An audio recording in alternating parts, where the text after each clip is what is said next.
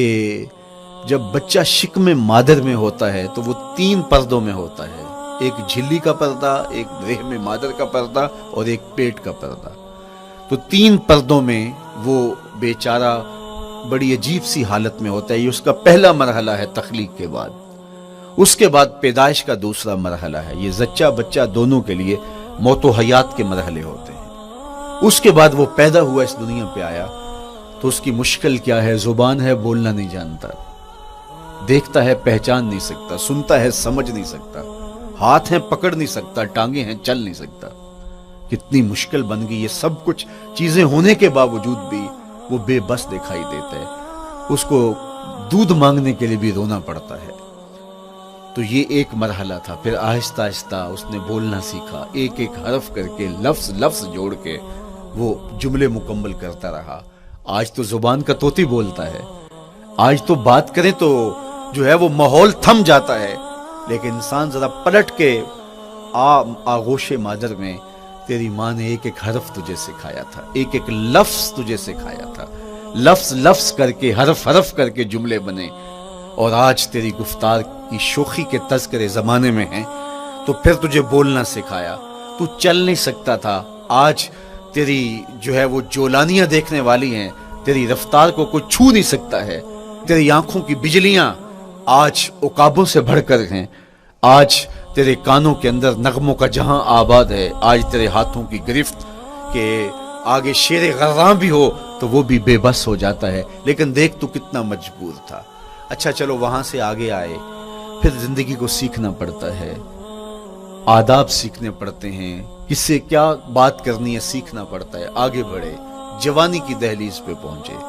جوانی انسان کی زندگی کا باقپن ہوتا ہے، عروج ہوتا ہے، اللہ اکبر، لیکن جوانی کو تقدس معاب رکھ کے منزل تک پہنچانا یہ سب سے مشکل مرحلہ ہوتا ہے، چونکہ جذبات بے قابو ہیں، خواہشیں آوارہ ہیں، اور تا حد نظر نظارے ہی نظارے جو دل کو کھینچتے ہیں۔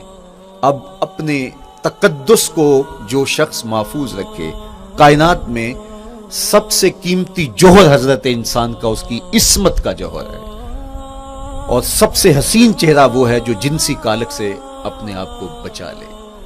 تو جوانی ہو، باقپن ہو، اور پھر اپنی خواہشات کو بے قابو نہ ہونے دیا جائے، سب سے مشکل مرحلہ پوری زندگی میں یہ آتا ہے۔ کسی نے کہا تھا کتاب زیست کا ایک اور باب بیت گیا، شباب بیت گیا، ایک عذاب بیت گیا۔ تو شباب کا ختم ہونا اور اس کو خیریت سے منزل تک پہنچنا، یہ کتنا بڑا مشکل مرحلہ ہوتا ہے، جس کا جوانی میں باطن کا چہرہ مسخ ہو جاتا ہے اور جنسی کالک سے جو چہرہ آلودہ ہو جاتا ہے اس کا عفت کا دامن داغدار ہو جاتا ہے۔ تو اس لیے وہ چہرہ تاباں ہے، وہ چہرہ روشن ہے، وہ چہرہ منور ہے جو اپنے آپ کو کالک نہیں لگنے دیتا اور اپنی عصمت کی حفاظت کرتا ہے۔ میرے حضور نے بھی ارشاد فرمایا، سبعۃ یظلھم اللہ تعالی فی ظلہ یوم لا ظل الا ظلہ، 7 اشخاص ایسے ہیں قیامت کے دن جب کوئی سایہ نہیں ہوگا، اللہ ان کو اپنے عرش کا سایہ عطا کرے گا۔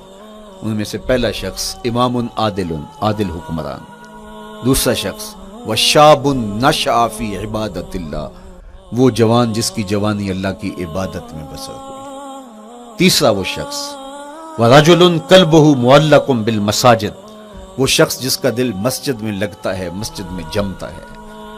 اور چوتھا شخص ورجل دعتہ امرأۃ ذات منصب وجمال فقال انی اخاف اللہ، وہ شخص جس کو دعوت گناہ ملی اور حسن قدموں میں بچھنے کے لیے بےتاب ہوا، اور اس نے کیا کہا، انی اخاف اللہ، میں اللہ سے ڈرتا ہوں، میرا اللہ مجھے دیکھ رہا ہے۔ میرے حضور نے فرمایا قیامت کے دن جب کوئی سایہ نہیں ہوگا، اللہ اس کے اوپر اپنے عرش کا سایہ تان دے گا، جو اپنی عصمت کے جوہر کو بچا گیا۔ تو یہ ایک مشکل مرحلہ تھا، اپنی جوانی کے تقدس کی حفاظت کرنا۔ میرے حضور نے ارشاد فرمایا انا حبیب اللہ، میں اللہ کا حبیب ہوں۔ جو جوان جوانی میں توبہ کرتا ہے وہ بھی اللہ کا حبیب ہے۔ کتنا بڑا اعزاز ہے اور کتنا بڑا کمال ہے جو شخص کو ملتا ہے جو جوانی میں اپنی عصمت کے تقدس کی حفاظت کرتا ہے، اپنی آبرو پہ پہرا دیتا ہے، اپنی نظروں کی حفاظت کرتا ہے، اپنی سوچوں کو آوارہ نہیں ہونے دیتا، اپنے خیالوں کو بھٹکنے نہیں دیتا، اپنی خواہشات کو بے قابو نہیں ہونے دیتا۔ تو یہ مشکل ترین لمحہ تھا۔ اس کے بعد امام رازی کہتے ہیں اب شادی کا مرحلہ ہوا تو پہلے خود اپنی ذمہ داری تھی، اب کسی کا بوجھ بھی اٹھانا پڑا، یہ اگلی مشکلات پڑی۔ پھر بچے ہوئے تو پھر اپنی زندگی تو ختم ہو گئی، پھر ساری زندگی، پھر بڑھاپے میں چلے جائیں، ارذل العمر تک چلے جائیں، یہ ساری زندگی مشکلات لقد خلقنا الانسان فی کبد۔ تو ہمیں عملی طور پہ مشکلات کے مقابلے کے لیے تیار ہونا چاہیے۔ دیکھیے ہم جب شکار کرنے جاتے ہیں اور وہ خطرناک جنگل ہو جس میں شیر، بھیڑی اور دیگر جانور بھی ہوں، تو پھر ہم حفظ ما تقدم کے طور پہ سب کچھ ساتھ لے کے جاتے ہیں اور اس انداز سے جاتے ہیں کہ ہمارے اوپر اگر کوئی حملہ ہو تو بچاؤ کی یہ تدبیر ہو۔ تو ہم عملی طور پہ اس کے لیے خود تیار ہوتے ہیں، تو پھر کوئی ہونے والا حملہ غیر متوقع نہیں ہوتا اور ہم اس کے لیے اپنے آپ کو مستعد اور فعال پاتے ہیں۔ اسی طرح میں اور آپ اگر زندگی کے اس فلسفے سے آگاہ نہیں ہوں گے کہ زندگی مشکلات کا مجموعہ ہے، حالات کی تلخیاں ساری زندگی ہمارے ساتھ رہیں گی، تو کوئی بھی تکلیف، کوئی بھی اذیت، کوئی بھی ایسا واقعہ جو ہم نہیں چاہ رہے ہوں گے وہ روح پذیر ہوگا تو ہم گھبرا جائیں گے اور پھر اس وقت ہم دکھی ہو جائیں گے۔ اس لیے ہمیں یہ قرآن نے سکھایا ہے کہ تم عملی طور پہ زندگی کی سختیوں کا مقابلہ کرنے کے لیے آمادہ اور تیار ہو جاؤ۔ قرآن مجید میں جو صبر کا لفظ ہے اس کا مفہوم یہ ہے کہ حالات کی جو تلخیاں تمہارے اوپر آتی ہیں، وہ غربت بھی ہو سکتی ہے، وہ بیماری بھی ہو سکتی ہے، وہ لوگوں کی عداوت اور دشمنی بھی ہو سکتی ہے، وہ اور بہت ساری چیزیں ہوتی ہیں، وہ جنگوں کی حالت کا بپا ہو جانا اور تمہارا دشمنوں کے نرغے میں گر جانا، یہ سب کچھ ہو سکتا ہے۔ تو اس کے اوپر استقامت کے ساتھ تم کھڑے رہو اور تم ان کو برداشت کرنے کی اپنے اندر ہمت اور حوصلہ رکھو، تو پھر وہ تمہارا صبر ہوگا، اور یہ قوت اگر تمہارے اندر پیدا ہو جاتی ہے تو پھر تمہاری زندگی آسان اور سوکھی ہو جاتی ہے۔ لیکن اگر یہ دولت تمہیں نصیب نہیں ہوتی تو پھر ساری زندگی دکھوں اور شکووں سے بھری رہتی۔ اس لیے ہمیں یہ چیز سیکھ لینی چاہیے کہ زندگی نام ہی مشکلات سے نہ برد آزما رہنے کا ہے۔ عملی طور پہ ہم دیکھو، ہمیں پتہ ہے سردی آ رہی ہے تو اس کا ہم پہلے انتظام کرتے ہیں، تو سردی ہمیں دکھی نہیں پھر کرتی، ہم سردی سے بھی لطف لیتے ہیں، موسم برسات سے بھی مزہ لیتے ہیں، اور گرمی سے بھی ہم ایک حاز حاصل کر لیتے ہیں اگر ہم اس کو جو ہے اس کے لیے عملی طور پہ اپنے آپ کو تیار کر لیں۔ لیکن اگر ہم اس کے لیے تیاری نہیں کریں گے تو سوائے گھبراہٹ کے اور کچھ نہیں ہوگا۔ تو مجھے اور آپ کو عملاً اپنے آپ کو اس بات کے لیے آمادہ کرنا پڑے گا کہ زندگی ان حالات کی تلخیوں سے ٹکرانے کا نام ہے، اور ساری زندگی ہمیں ان مراحل سے گزرتے رہنا پڑے گا۔ اور قرآن نے جو ہے وہ 3 قسمیں کر کے، اور 3 قسمیں بھی شہر مکہ کی اور محبوب کریم کے پاکیزہ وجود اور جناب ابراہیم علیہ السلام کی، تاکہ تمہیں پتہ چلے جب ان کو بھی ان مراحل سے گزرنا پڑا میں اور آپ کیا بیچتے ہیں۔ اس لیے ہمیں اپنی زندگی کو ان راہوں پہ ڈالتے ہوئے صبر اور استقامت، اب صبر اور استقامت کی دولت ہمیں کیسے نصیب ہوگی، یہ دولت کس طرح، یہ قوت راسخہ ہمارے اندر کیسے پیدا ہوگی، اور کس طرح ہمارے من کے اندر یہ چیزیں سمائے گی۔ اللہ تعالیٰ کی خشیت، اس پر توکل، اس پر بھروسہ، اور اللہ تعالیٰ جل شانہ کی طرف سے ہر کام کے ہونے کا یقین ہمارے اندر یہ استقامت اور یہ حوصلہ پیدا کرتی ہے یہ چیز۔ اس لیے مجھے اور آپ کو اپنی پوری زندگی میں اس عمل سے گزر کر کے اپنے آپ کو مضبوط ترین صورتحال میں لا کے کھڑا کرنا پڑے گا، اور یہی زندگی کا جمال ہے۔ تو آپ پھر دیکھیے قرآن کیا کہہ رہا ہے، لا اقسم بہذا البلد وانت حل بہذا البلد ووالد وما ولد، 3 قسمیں کی۔ اس کے بعد ارشاد فرمایا لقد خلقنا الانسان فی کبد، ہم نے انسان کو مشکلوں میں، مصائب میں، آلام میں رہتا ہوا پیدا کیا۔ کہتے ہیں جب حضرت انسان کی تخلیق ہوئی تو اس کا خمیر جب گویا جا رہا تھا تو اس کے اوپر 39 دن تک آزمائشوں کی، دکھوں کی، تکلیفوں کی بارش ہوئی، اور ایک دن خوشیوں اور مسرتوں کا می برسا۔ تو انسان کی زندگی کے اندر حالات سے ٹکرانا اور دکھوں کو سہنا اور دکھوں سے مقابلہ کرنا یہ سیکھنا پڑے گا، اور جب انسان اس کو عملی طور پر سیکھ جائے گا تو پھر زندگی کا جمال اور زندگی کا حسن نصیب ہوگا۔ دوسری بات، ہمیں اپنی زندگی میں 7 چیزوں کو اپنا اصول بنا لینا چاہیے، اور یہ 7 چیزیں وہ ہیں جو ہماری زندگی کو ایک خوبصورت سانچے میں ڈھال کر کے ہمیں ایک پاکیزہ اور ستھرا انسان بنا دیتی۔ پہلی چیز، التمسک بکتاب اللہ، اللہ کی کتاب سے جڑ جانا، وابستہ ہو جانا۔ جب ہم کتاب اللہ سے وابستہ ہو جائیں تو پھر ہمارے باطن کی اور نفس کی تربیت ہوتی ہے، اور پھر ہم وہ مطلوب انسان بنتے ہیں جو ہمارا رب ہم سے تقاضا کرتا ہے۔ تو اس لیے ہمیں اپنی زندگی میں اس چیز کو لازم کر لینا چاہیے کہ ہمارا کوئی بھی دن قرآن مجید کی تلاوت کے بغیر نہ گزرے۔ اپنے دن کا آغاز قرآن مجید کی تلاوت سے کیجیے۔ سورہ یاسین سے جو اپنے دن کا آغاز کرتا ہے، سارا دن اللہ کی امان میں رہتا ہے، اس کی حفاظت میں رہتا ہے۔ اور اپنی شب کا آغاز سونے سے پہلے سورہ الملک کی تلاوت کریں، آپ ساری شب اللہ کی امان میں، اس کی حفاظت میں رہیں گے۔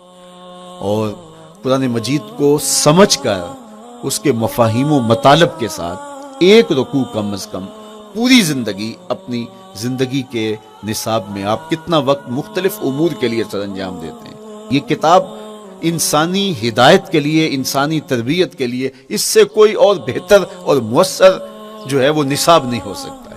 انسان سازی کا بہترین ذریعہ ہے یہ کتاب، اور اس کتاب کے ذریعے سے جو ہے وہ انسان پستیوں سے اٹھ کے بلندیوں تک جا پہنچتا ہے۔ اقبال نے تو کہا کہ گر تمی خواہی مسلمان زیستن، نیست ممکن جز بقرآن زیستن۔ اگر تو مسلمان بن کے جینا چاہتا ہے تو قرآن کے بغیر ایک قدم بھی نہیں چل سکتا۔ تو آگے چل کے اسی نظم میں کہا کہ فاش می گوئم آنکھ در دل مزمرست، این کتابیں نیست چیزیں دیگرست۔ اگر میں کھل کے بیان کر دوں جو میرے سینے میں چھپا ہے تو میں تجھے بتا دوں کھل کے، یہ کتاب نہیں، یہ کوئی اور ہی شے ہے۔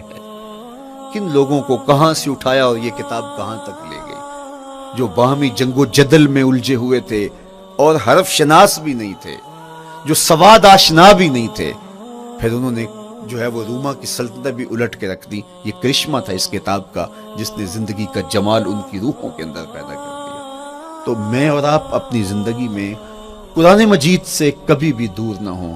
روزانہ کی بنیاد پہ آپ تلاوت کلام مجید اپنی زندگی میں شامل رکھیں۔ انشاءاللہ اس کے اجالے دنیا میں اور آخرت میں آپ اپنی آنکھوں سے مشاہدہ کریں گے۔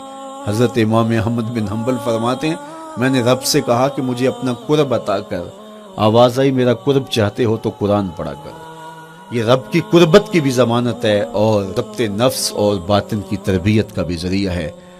اچھا، دوسری بات، والاقتداء بسنت رسول اللہ صلی اللہ علیہ وآلہ وسلم۔ ہمارے لیے بہترین نمونہ ہمارے حضور علیہ الصلوۃ والسلام کی زندگی ہے، حضور کے دیا ہوا نظام حیات ہے جس پر حضور نے خود عمل کر کے دکھایا۔